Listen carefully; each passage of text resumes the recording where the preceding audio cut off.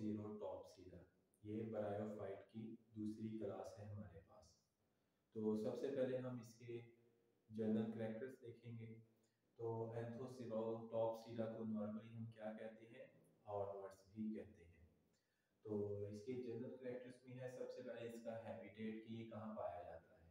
तो बाकी ब्रायोफाइट्स की तरह जो एंथोसिरोटॉप्सिडा है ये भी मॉइस्ट एंड डैम्प प्लेसेस पे पाया जाता है। तो और वो रीजन्स कौन से होंगे हमारे पास, वो होंगे ट्रॉपिकल और वार्म टेम्परेट रीजन्स। अब ट्रॉपिकल रीजन्स कौन से होते हैं, ये वो रीजन्स होते हैं जहाँ सारा साल जो टेम्परेचर है वो 18 डिग्री सी से ऊपर रहता है और यहाँ हैवी रेनफॉल होती है, जिसकी वजह से ह्यूमिडिटी ज़्यादा होती है और डेंस वेजिटेशन होती है, यानी ब्रायोफाइट्स के लिए बेस्ट इन्वायरमेंट होता है। उसके बाद है warm temperate regions. Warm temperate regions में क्या होता है कि यहाँ साल में 2 सीजन आते हैं, विंटर और समर। और इसमें जो विंटर सीजन होता है उसमें जो टेम्परेचर होता है वो -3 डिग्री सी से ऊपर और 18 डिग्री सी से नीचे रहता है। तो यहाँ भी हैवी रेनफॉल होती है, किसी जगह होती है सीजनली, किसी जगह होती है परमानेंटली। तो जिसकी वजह से ये भी बेस्ट एक तरह से मॉइस्ट इन्वायरमेंट होती है और बेस्ट रीजन है ये ब्रायोफाइट्स की ग्रोथ के लिए। उसके बाद थैलस। इसका थैलस कैसा होता है, थैलस इसका होता है लोड। लोड स्ट्रक्चर कैसा होता है, जैसे हमारे कान की लो है या हमारा लीवर है तो वो भी लोब स्ट्रक्चर है। जिस तरह ये एक लोब लीफ है, तो इसमें क्या है कि इसके ये मेन लीफ वो बटा हुआ है छोटे छोटे हिस्सों के अंदर। बेसिकली वो सारा पार्ट एक का ही है लेकिन उसके छोटे छोटे हिस्से होते हैं। और तो ये हमारे पास लोब लीफ है। इसी तरह इसका जो थैलस होता है हमारे पास वो कैसा होता है, लोब्ड होता है। और डॉर्सोवेंट्रल होता है। डॉर्सोवेंट्रल मीन इसकी डॉर्सल और वेंट्रल सरफेस जो होती है वो डिसिमिलर होती है, वो एक दूसरे से मुख्तलिफ होती है। अब डॉर्सल सरफेस कौन सी होती है और वेंट्रल सरफेस कौन सी होती है। वेंट्रल सरफेस वो होती है उसे हम अपर सरफेस कहते हैं, यानी जो सन को फेस करती है।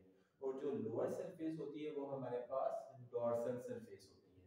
तो डॉर्सोवेंट्रल क्या हुआ, डॉर्सोवेंट्रल सिर्फ होता है थैलस, यानी उसकी अपर और लोअर सरफेस वो एक दूसरे से मुख्तलिफ होती है। उसके बाद इनमें राइजाइड्स भी होते हैं। राइजाइड्स इनमें सिंपल होते हैं और यूनिसेलुलर होते हैं जो इस थैलस को एंकर करते हैं सॉइल के अंदर। उसके बाद इसके अंदर म्यूसिलेज फ्लूइड कैविटीज होती हैं। ये म्यूसिलेज फ्लूइड कैविटीज क्या फंक्शन परफॉर्म करती हैं, ये सीक्रेट करती हैं हार्मोगोनियम इंड्यूसिंग फैक्टर्स को। फिर ये जब ये सीक्रेट होते हैं फैक्टर्स, हार्मोगोनियम इंड्यूसिंग फैक्टर्स, तो ये क्या करते हैं, ये जो नियर बाय हमारे पास होते हैं फोटोसिंथेटिक सियानोबैक्टीरिया फ्री लिविंग, तो ये उन्हें एक तरह से स्टिमुलेट करते हैं कि वो आए, इन्वेट करें और कॉलोनाइज करें, यानी वो कॉलोनियां बनाएं। और उसके बाद फिर वो बेसिकली ज़्यादातर जो स्पीशीज होती हैं वो होती हैं नॉस्टॉक की स्पीशीज, और वो नॉस्टॉक वहाँ आते हैं और वो कॉलोनी बनाते हैं और उसके बाद वो थैलस को नाइट्रोजन फिक्सेशन में हेल्प करते हैं।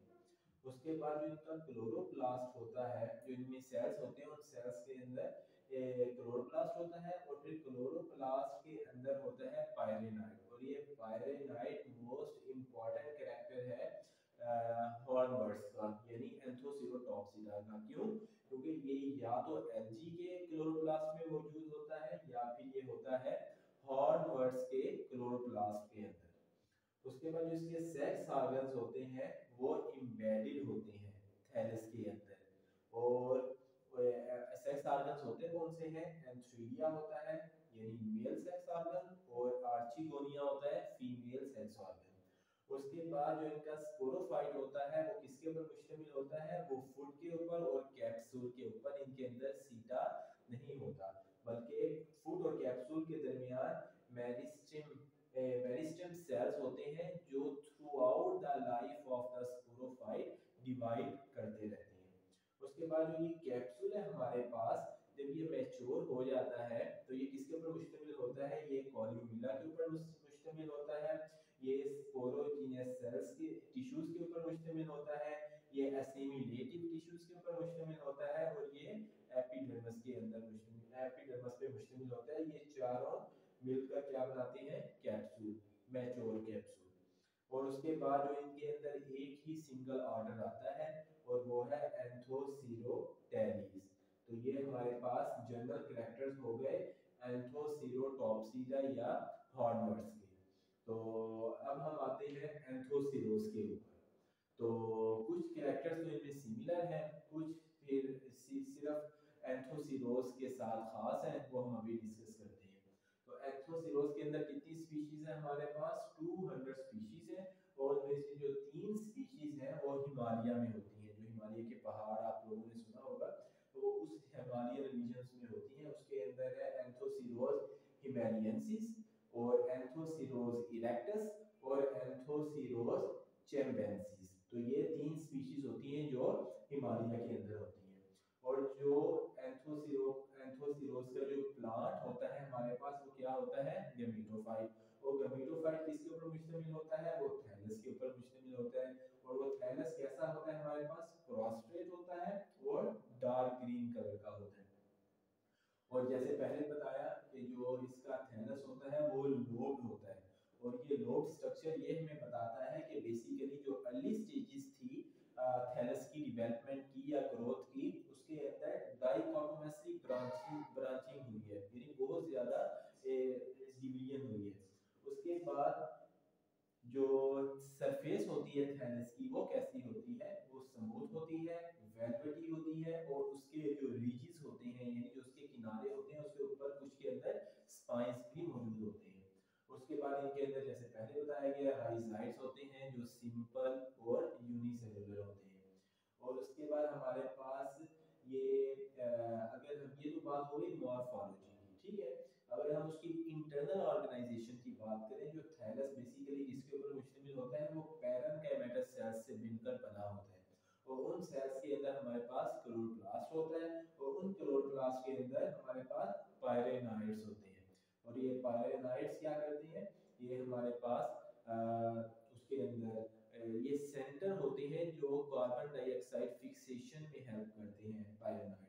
और उसके बाद म्यूसिलेज फ्लूइड कैविटीज होती हैं, जैसे पहले बात हुई हमारे पास कि ये हार्मोगोनियम इंड्यूसिंग फैक्टर को सीक्रेट करते हैं, जिसकी वजह से जो फ्री लिविंग सियानोबैक्टीरिया होती हैं, फोटोसिंथेटिक सियानोबैक्टीरिया, तो वो इन्वेट करते हैं यानी अंदर दाखिल होते हैं, कॉलोनीज बनाते हैं, और उसको फिर वो जो कैविटीज होती हैं वो बाहर ओपन होती हैं, यानी उनका एक पोर होता है, उस पोर को क्या नाम दिया गया है, सलाइन पोर का नाम दिया गया। उनका फंक्शन क्या होता है, ये बेसिकली नाइट्रोजन फिक्सेशन में हेल्प करती है।